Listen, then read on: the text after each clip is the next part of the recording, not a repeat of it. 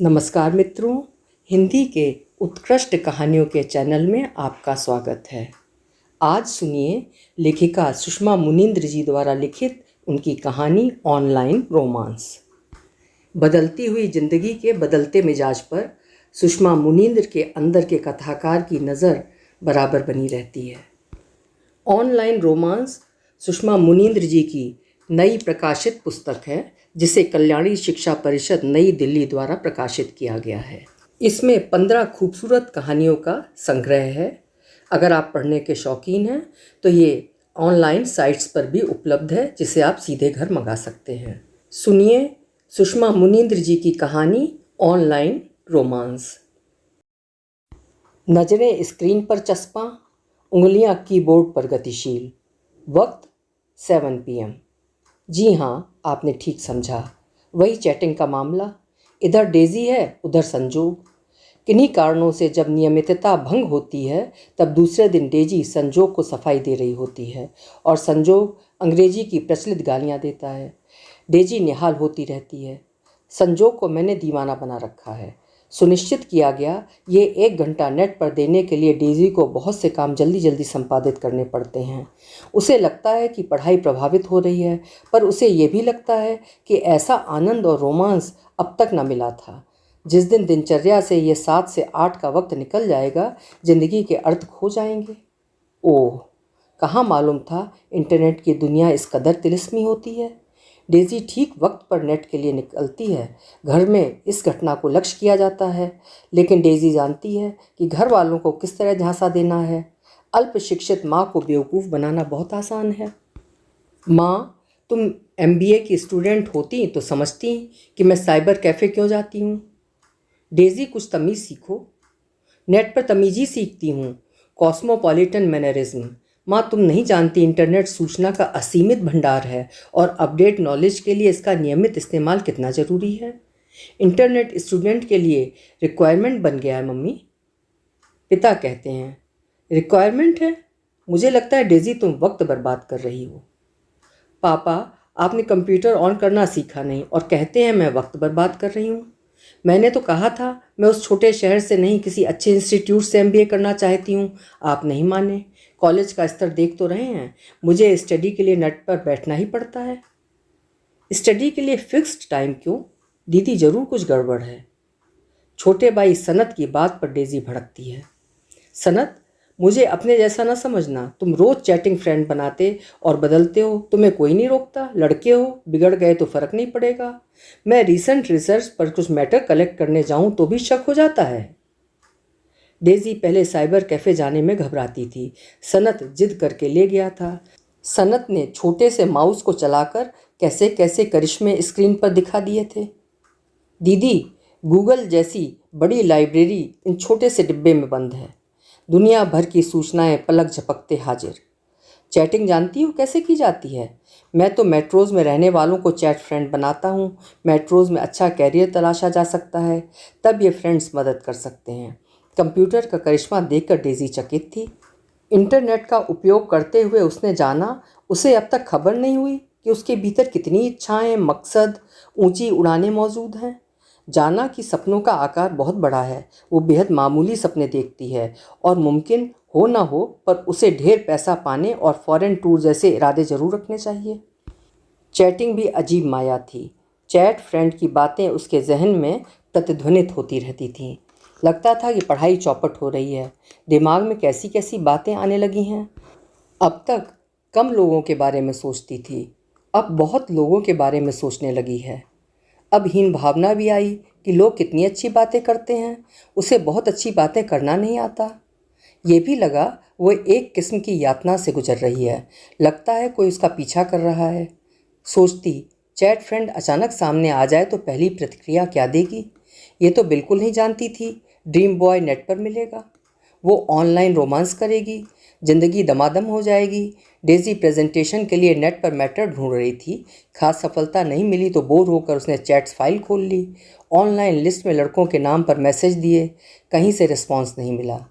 फिर संयोग कहें, नियति या भाग्य, उसे संयोग मिल गया। Are you free for chatting? या ASL प्लीज़। अर्थात age, sex, location. 20 female Satna, India. Sanyog here 25 Indore. Name Daisy Malviya, MBA कर रही हूँ। तुम? MBA कर चुका हूँ। ऑक्यूपेशन बिजनेस, हुंडई की एजेंसी है। अबाउट फैमिली, घर का इकलौता चिराग, करोड़ों का मालिक, चश्मा लगाता हूँ पर हैंडसम हूँ। Marital status unwed. Fake information तो नहीं दे रहे हो? क्यों पूछ रही हो? क्या किसी साइबर लंपट ने तुम्हें सताया? मैं फेयर लड़का हूँ। साइबर लंपट? हाँ, यही समझ लो। होता है डेजी, तुम हर तरह की बातें सुनने की स्पिरिट डेवलप करो, कॉन्फिडेंस लेवल हाई होगा। Contact number? मैं इतनी जल्दी कॉन्टैक्ट नंबर नहीं बताती। ठीक करती हो। मैं भी अपनी प्राइवेट लाइफ ना बताता हूँ और ना किसी की जानना चाहता हूँ, कम से कम वेरी फर्स्ट मीट में नहीं। तुम्हारी सोच मेरी सोच से मिलती है। सिलसिला चल निकला। संजोग MBA के बाद क्या करूँ? जॉब या भोली लड़की की तरह शादी? कुछ ना बने लड़कियाँ पर सुगृहिणी तो हो ही जाती हैं। मैं जॉब करूँगी। मुझे इंदौर में प्लेसमेंट मिल सकता है? हाँ, मेरे शोरूम में और मेरे दिल में। विश्वास नहीं होता? संदेह करोगी तो स्वतंत्र भाव से जी नहीं सकोगी, ना बेहतर अवसर मिलेंगे। दिल में प्लेसमेंट? क्या यही प्यार है? क्या मैं संजोग से प्रेम करने लगी हूँ? तभी तो दिल में एक किस्म की बेचैनी, खुमारी, खलबली पाती हूँ। क्या इश्क करना अच्छी बात है? बिल्कुल, तभी ना एक आग का दरिया है और डूब कर जाना है। जैसे हाई रिस्क के बावजूद इश्कबाजों की संख्या में गिरावट ना आई। लिखने वालों ने प्रेम एक पूजा है जैसी अच्छी शुरुआत पर इश्क कमीना जैसी बरगलाने वाली बातें लिख डाली हैं। लेकिन गज़ब बात यह रही, इश्कबाजों ने हौसले नहीं छोड़े। बदल गई डेजी की ज़िंदगी, बदल गए अंदाज, बदल गई दुनिया। क्लास में कंसंट्रेशन नहीं बनता, प्रेजेंटेशन में गड़बड़ा जाती, सेमिनार या गेस्ट लेक्चर होते तो बार बार घड़ी देखती 7 PM। संजोग इंतज़ार कर रहा होगा। वो 2 दिन बाद साइबर कैफ़े जा सकी। संजोग बेहद कुपित था। 2 दिन से लापता थीं, कहाँ मर गई थीं? गेस्ट लेक्चर यार, दिल्ली से एक खपती प्रोफेसर आ गया था। उसकी ट्रेन यहाँ 5 घंटे लेट पहुँची। शाम से क्लास ली तो रात देर तक झोंकता रहा। कई लड़कियों के पापा और भाई इंस्टीट्यूट आ गए कि लड़कियाँ कहाँ रह गईं? तुम्हारे भी? हाँ। मेरी कंपनी ज्वाइन करो तो पापा या भाई को मत लाना। लिसन, कल अमेरिका जा रहा हूँ, इंदौर से दिल्ली की फ़्लाइट, फिर दिल्ली से जूम। हवाई जहाज़ उड़ने की ध्वनि संकेत। मैं कभी प्लेन में नहीं बैठी, डर लगता है। जो डर गया वो मर गया। अब 15 दिन बातें नहीं होंगी। मैं जब जाग रहा होऊंगा तुम सो रही होगी। अमेरिका किस पर्पज़ से जा रहे हो?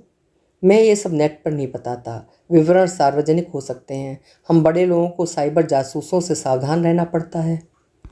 मैं जासूस नहीं। तुम भोली लड़की हो, इसलिए गीता पर हाथ रखकर वचन देता हूँ, जो कहूँगा सच कहूँगा। डेजी ने ये 15 दिन हड़बड़ी में बिताए। इस बीच 2 बातें हुईं। इंदौर की एक फर्म से उसे इंडस्ट्रियल ट्रेनिंग के लिए कॉल लेटर मिला और माँ ने बताया कि अगले पखवाड़े उसे लड़के वाले देखने आ रहे हैं। डेजी ने माँ को अफसोस से देखा। माँ, उन्हें आने से रोको, मैं उस लड़के से शादी नहीं करूँगी। प्राइवेट कॉलेज में पढ़ाता है। क्या सैलरी होगी? 8 या 10 हज़ार। अब IAS लड़का ढूंढेंगे तो उसके लिए हम 50 लाख कहाँ से लाएंगे? तुम्हारे पापा छोटी सी कंपनी में छोटे अकाउंट। 50 लाख की ज़रूरत नहीं है। मैंने अपने लिए नेट पर सुपात्र ढूंढ लिया है। पैसा एक ना लगेगा और करोड़ों का माल मेरा। डेजी की भंगिमा देख माँ चौंक गई। डेजी, हमारे ये संस्कार नहीं कि लड़की खुद अपने लिए लड़का ढूंढ ले। थोड़ा अकल से काम लो। माँ, न मेरी अकल मेरे पास है और न दिल। दोनों इंदौर के विजयनगर में भटक गए हैं। तुम उसे जानती कितना हो? जानते तो हम उन्हें भी नहीं जिनसे 1 या 2 मुलाकात में शादी कर लेते हैं। तुम पापा को जानती थी? अब भी कहती हो कि पापा को ठीक से समझ नहीं पाई। मेरी और संजोग की रुचि, मिजाज और विचार बहुत मिलते हैं। बुद्धिमान लोग कहते हैं अब कुंडली नहीं, केमिस्ट्री मिलानी चाहिए। यही आदर्श व्यवस्था है। संजोग यदि हविष्य की शक्ल का हुआ तो क्या फ़र्क पड़ता है? लोग कहते हैं नाम में क्या रखा है, मैं कहती हूँ शक्ल में क्या रखा है। लड़कियों को पति नहीं पैकेज चाहिए। एक रिची रिच। माँ मुझे अच्छी ज़िंदगी चाहिए, पैसा, सुख, चैन, ऐश। मैं इंडस्ट्रियल ट्रेनिंग में इंदौर जा रही हूँ। संजोग को जानने का मौका मिला है, भगवान ही ये संयोग बना रहे हैं। डेजी तुम बड़ी बड़ी बातें करने लगी हो। माँ जमाना बदल गया है, संजोग को अच्छी तरह जान समझ कर ही अंतिम फैसला करूँगी। बेटी के सपनों ने माँ को भी उकसा दिया, शायद सुयोग बन ही जाए। संजोग लौट आया, डेजी के प्राण बहुरे। संजोग ये 15 दिन यातना में गुजरे। सेम विद मी, आशिक बनाया आपने। मैं ट्रेनिंग के लिए इंदौर आ रही हूँ, मेरे रहने के लिए कुछ व्यवस्था हो सकती है? हाँ, मेरे दिल में डफर। और डेजी के लिए अच्छी खबर। डेजी, मैं एक कॉन्फ्रेंस में भाग लेने खजुराहो आ रहा हूँ। वहाँ से सतना दूर कितना है? बस 3-4 घंटे का रन, आओ ना। हाँ, तुम्हारे दर्शन हो जाएंगे। पहचानूंगी कैसे? मेरे हाथ में लाल गुलाब होगा। बेवकूफ़, जिस होटल में ठहरूंगा इन्फॉर्म कर दूंगा। वंडरफुल, मेरा सेल नंबर नोट करो। डेजी खुशी से मचल गई। हे भगवान, इंटरनेट ने सब कुछ कितना आसान कर दिया है। वो अपने रूप को निखारने में लग गई। पहली बार ब्यूटी पार्लर गई। महिलाओं लड़कियों की बेहिसाब भीड़। ये लोग अपनी स्किन टोन सुधारने और नाखून तराशने में कितना अधिक समय और पैसा खराब करती हैं। वो फेशियल कराते हुए पुलक रही थी। खूबसूरत तो मैं हूँ ही, ऐसा जादू डालूंगी कि संजोग फेरे लेकर ही वापस जाए। आज संजोग के आने का दिन। डेजी सोच रही थी, अब तक तो आ चुका होगा, कॉल क्यों नहीं करता? बताता नहीं कहाँ ठहरा है। मुझे उसका सेल नंबर लेना चाहिए था। मैंने अपना नंबर दे दिया, जबकि उसका लेना याद न रहा। इश्क ने गालिब निकम्मा कर दिया। डेजी मानो यातना शिविर में डाल दी गई हो। और उसकी माँ की बुद्धि देखिए, उसके गिरते मनोबल को बिल्कुल गिराए दे रही थी। डेजी, तुम इसी फ्रॉडिया के लिए कह रही थी कि शादी हो जाए तो करोड़ों का माल अपना। वो नहीं आएगा, माँ फ्रॉडिया कहती हैं। माँ, कुछ कारण होगा, इतनी जल्दी किसी नतीजे पर मत पहुँचो। डेजी इतनी जल्दी अपने यकीन को खोना नहीं चाहती थी। दीदी, तुम्हारे संयोग का एग्जिस्टेंस है भी या नहीं? गोपनीयता बनी रहे, इसीलिए कुछ लोग अपनी पहचान छिपाते हैं। संयोग फेक? सनत चुप रहो ना। संयोग ऐसा नहीं है, डेजी ने कहा तो, पर उसे लगा अपने यकीन को दूर तक नहीं संभाल पाएगी। उसने बहुत पाने की जो तमन्ना की है वो फुस होने जा रही है। वो ठगी गई है, बेवकूफ़ बनाई गई है। सुबह से दोपहर हुई, फिर शाम। डेजी के सेल पर मैसेज आया, मेरे साथ कुछ लोग हैं इसलिए तुम्हें होटल नहीं बुलाया। मैं वेंकटेश मंदिर में हूँ, कुंड की सीढ़ी पर, black jeans, white T shirt. Daisy की आत्मा में बला की फुर्ती भर गई। माँ, मैं क्या क्या सोच गई थी। तुम लोग कुछ अच्छा सोचने ही नहीं देते। उफ, सनत, मुंह फाड़े ना खड़े रहो। मिठाई समोसा ले आओ। माँ, कुछ तैयारी कर लेना, संयोग को ना लगे कि हम कंगले हैं। मैं उसे लेकर आती हूँ। डेजी ने इतनी तेज गति से स्कूटी अब तक न चलाई थी। तेज गति में एक खास किस्म का आनंद है। खस्ता हाल सड़क में भी आनंद है, असंतुलित ट्रैफिक में आनंद है। मैं तुझसे मिलने आई मंदिर जाने के बहाने। डेजी मंदिर परिसर को पार कर पीछे की ओर बने कुंड पर पहुंची। चारों ओर चौड़ी सीढ़ियों से घिरे कुंड में 12 मास स्वच्छ पानी रहता है। दूसरी सीढ़ी पर बैठे संजोग की पीठ दिखाई दे रही है। Black jeans, white T shirt, बाल बड़े, ओ धोनी कट। अच्छा है जो इस समय कुंड के आसपास लोग नहीं हैं। डेजी को भरोसा था कि अतिरेक में चिल्ला देगी, संयोग, लेकिन उस पर संकोच तारी हो गया और उसने शरीफ लड़की की तरह धीरे से कहा, excuse me. Yes. Black jeans, white T shirt में लड़की बरामद होगी, ये डेजी के अरमानों में नहीं था। उसका दिल तेजी से धड़क कर बैठने को था। यस। लड़की खड़ी हो गई। यहाँ कोई लड़का शायद मेरा इंतज़ार करके चला गया। डेजी को नहीं मालूम कि खुद को कैसे संभाल सकी। संयोग? हाँ हाँ हाँ, मैं संयोग, फेक नेम। तुम डेजी? हाँ। बुलशिट, मैं तुम्हारी जगह किसी लड़के को एक्सपेक्ट कर रही थी कि कोई लड़का डेजी बनकर चैट कर रहा हो तो मज़ा आ जाए। लड़की इतनी सहज थी जैसे अनुभवी हो। डेजी के लिए पहला हादसा था, सिवाय इसके कि एक लड़का पहली चैटिंग में ही अश्लील बातें करने लगा था। अपमान और सदमे से उसका दिल भर आया। इस लड़की को बिल्कुल भी अनुमान नहीं होगा कि इसने कितनी सुंदर दुनिया का अस्तित्व मिटा दिया है। इच्छा हुई लड़की का मुंह नोच ले, पर यही कह सकी, मुझे नहीं मालूम था ऐसे खेल भी खेले जाते हैं। आई स्वेयर डेजी मालवीय, तुम सचमुच भोली हो। आओ बातें करें। मैं फेक लोगों से बातें नहीं करना चाहती। लेकिन फेक लोगों से रोमांस कर सकती हो। मेरी सलाह है ऑनलाइन याराना बनाओ, रोमांस मत करो। यार तुम उस बंदे से इश्क कैसे कर सकती हो जिसे तुमने देखा तक नहीं? तुम्हारी प्रॉक्सी लव को लेकर मैं कितना हंसी। आपने ऐसा क्यों किया?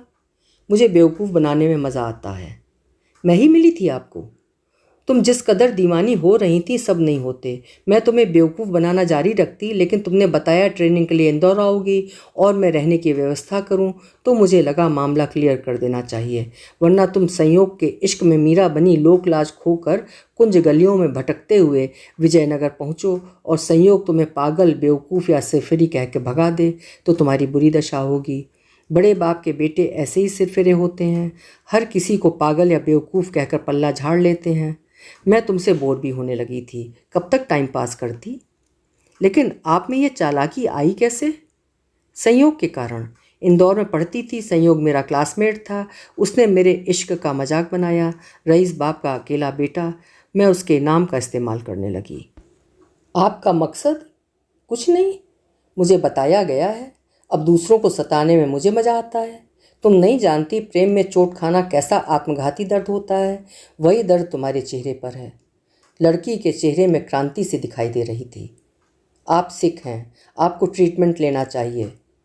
लड़की हंसी।